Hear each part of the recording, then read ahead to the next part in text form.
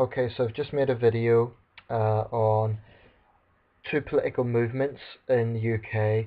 Unfortunately, it got taken down because apparently it was a bit too long. Sometimes I forget the bandwidth on this is 15 minutes, and I'll have to bear that in mind. I may make two videos because the subject material may require that. So I'll get straight to the point. The video concerns my thoughts on two organisations known as Unite Against Fascism and English Defence League, and I've uploaded a video from 2009. No, sorry, I haven't uploaded. I've put a link to that, which shows a clash between these two organisations in Manchester. I'll give you a little bit of background if you're not from the UK. Unite Against Fascism, what's sort of in the title, the UAF, is an organisation that claims to be taking on Britain's far right. They're very pro-multiculturalism, pro-diversity, pro-immigration, arguably a pretty left-wing organisation, and there's a lot of socialists within its ranks. English Defence League, for their part, they claim that they are concerned about the rise of militant Islamism within Europe, and they're standing up to that. Now, I should say I'm not a member of either organisation, and this is not in any way remotely intended to be PR for either organisation, so please don't interpret it that way. I just want to share my thoughts basically on this. The English Defence League has been in existence for about 5 years. They've become more prominent after the 7th of July attacks in London, and a lot of the issues around censorship and Islam and those sort of things. Unite Against Fascism, I believe, has been in existence since the late 70s, maybe later. I might be wrong about that, because I've been spending the last few hours basically researching various organisations and under different names. Anyway, both organisations often end up in clashes, both sides accusing the other of starting that. I'm going to speak a bit about how both organisations come across to me.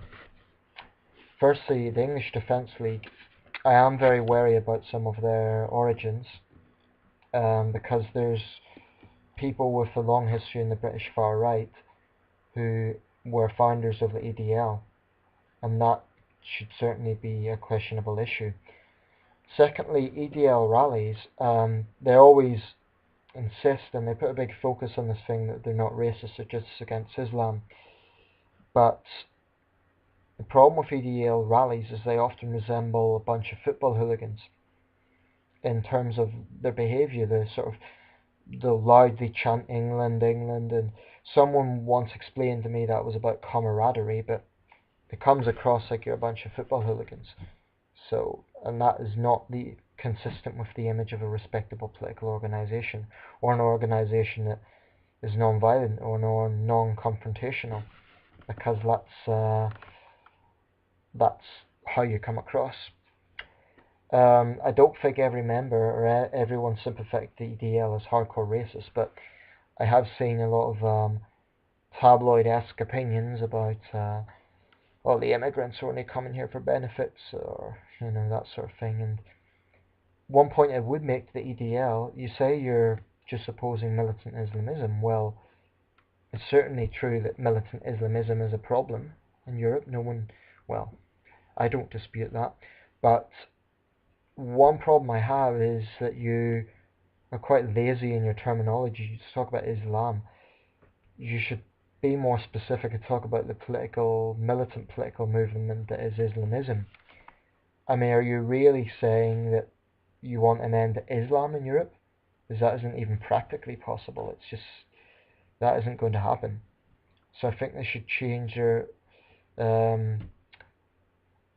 message to being opposed to Islamism and get the terminology right. That doesn't mean Islam is above criticism, but there is a bit of a difference between Islam, the religion, and the political movement of Islamism. Not one and the same thing. But having said that, I believe that Islam is entirely open to scrutiny, and should be, as should every religion. They claim they've just taken it on, and that they're very defensive when they're accused of being racist, because they say that they have black members, South Asian members, etc. But again, I've done a bit of homework on the EDL, and some of the founders have very questionable records. Okay, that's the EDL on one side. On the other side, oh, by the way, there's other organisations in Europe like the Danish Defence League, and I believe there's a Scottish Defence League, and they're often accused of being far right, and a lot of the rhetoric would suggest that. By the way, saying you're not racist doesn't mean you're not part of the far right, because the far right takes into consideration other issues like immigration and so on. Anyway, Unite Against Fascism, what do I think of them? Well, I have a big problem with the British far right, so you would think I would be sympathetic to an organisation like the UAF, but I'm just as wary of the far left as I am to the far right, and I have no more desire to see a communist Britain than I do a fascist Britain. I believe communism is a blood-stained ideology that has caused misery and suffering to millions.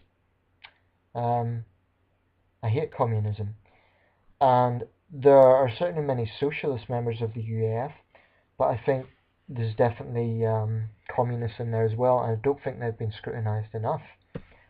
David Cameron is listed as a supporter of the UAF, the Conservative Prime Minister.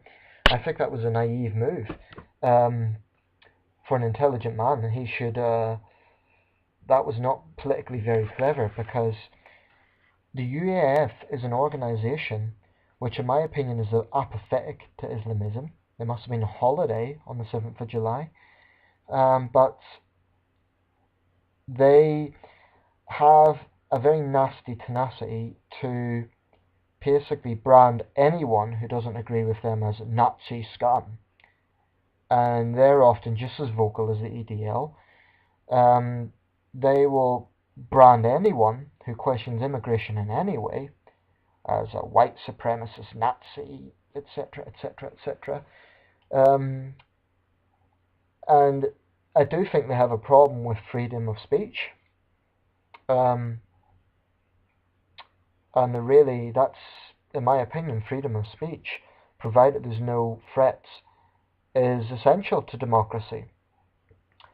And I do think if the UAF had their way, anyone with any view slightly different from theirs would be silenced.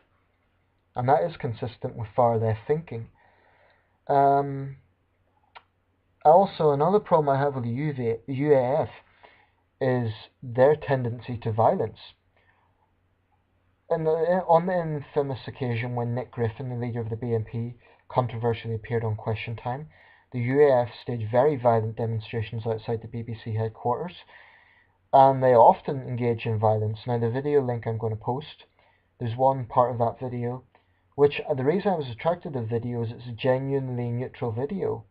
It doesn't claim to be taking either side. They do interviews on both sides, which is good. It's very, very, very hard to find an impartial video on this issue. But the UAF have a history of violence themselves, and some of their members are equally capable of thuggery. I mean, in the video, there must be about 100 of them chasing two young men who must be EDL supporters. I don't know what those two EDL supporters said or done to herald that, but clearly if the police hadn't intervened, they would have been lynched. So the UAF are going to have to address that issue, their use of violence. Now, they say it's necessary to combat fascism, but as far as I'm concerned, if you're using fascism at a political if you're using violence at a political demonstration, that automatically brings your ideology into question. I know politics raises tempers. Goodness knows I get very angry with some policies, but nevertheless, if you openly engage in physical violence, that's going to bring your ideology into question.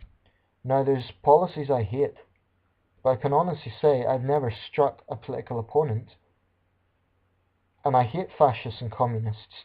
I've engaged in both, with both. Yeah, there's been hated language, But as soon as you use violence, that's, with the exception of self-defense, then you do bring your ideology into question as far as I'm concerned. I would say anyone thinking about joining either organisation should do their homework. The UAF has more mainstream support in the sense that there's MPs from all three parties have supported the UAF. I don't think that's particularly clever. If I was a mainstream MP, I would thoroughly condemn racism and far-right organisations, but I would also be wary about joining an organisation that has a history of violence, like the UAF. That's not to say that EDL are squeaky clean either. There's been plenty of their members arrested for violence, but at most of these demonstrations, from what I see, it is the UAF that kick off the violence. That doesn't win your argument. You know, whatever. And another problem I have with the UAF is I honestly get the impression they are against all criticism of Islam. And they continue to spin this term Islamophobia. And there's no question there is some real Islamophobia out there. But more often than not, the critique of Islam, which is entirely valid, is portrayed as hating Muslims. It's absolutely not the same thing. The UAF are going to have to get a grip and accept that in this country we have freedom of expression. You claim to be fighting fascism. Well, fascism is all about shackling freedom of expression. So, you know, by wanting to silence everyone else with opposing views, you're coming across as totalitarian yourself. I mean, in the video, one UAF member claimed that Labour was against immigrants. Labour's record in immigration is certainly far from perfect, but against immigrants, I'm not sure about that. The Tories are against immigrants, that's for sure, but you know, questioning immigration is not racist. I think if you come out and say, oh, I hate immigrants, or the immigrants are just here for our benefits, or something like that, that's pretty stupid, but actually discussing the issue is not racist. And the far left have a problem with freedom of expression. Basically, I'm not sympathetic to either organisation, and I think I've said pretty much everything I'm going to say. But I would say to anyone looking at these organisations, do your homework. Just do your homework, because I think, you know, for their part, the EDL has definitely got links to older far-right organisations like the BNP. There's no question about that. It doesn't matter if there's a few ethnic minority members, because the party or the organisation's image is still a major issue. And not just their image, also their exact agenda. What exactly do they want? I mean, they say they're taking on militant Islamism, but, well, not really, actually. They say they just oppose Islam. They're not racist, but they've no problem with peaceful Muslims, but I think they're not specifying exactly what their agenda is, because sometimes I get the impression that EDL, if they had their way, they would close down every single mosque in Britain, make Islam illegal, and, you know, where do you draw the line? The UAF are just as bad, because I think if they had their way, they would make it illegal to criticize Islam. They would make it illegal to discuss immigration. As a centrist, I find both sides rather nauseating. I do have a problem with militant Islamism, but I'm in no rush to join the EDL.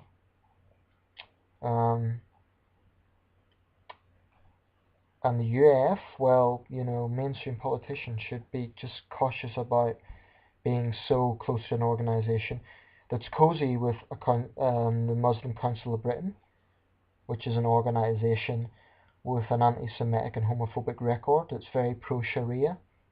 I'm not saying they're Al-Qaeda, but they certainly do not represent every British Muslim. I think the government would be much better being associated with an organisation like British Muslims for Secular Democracy. A very worthwhile organisation. Okay, I'm running out of time, so I'll leave it there. That's just some thoughts on both those organisations.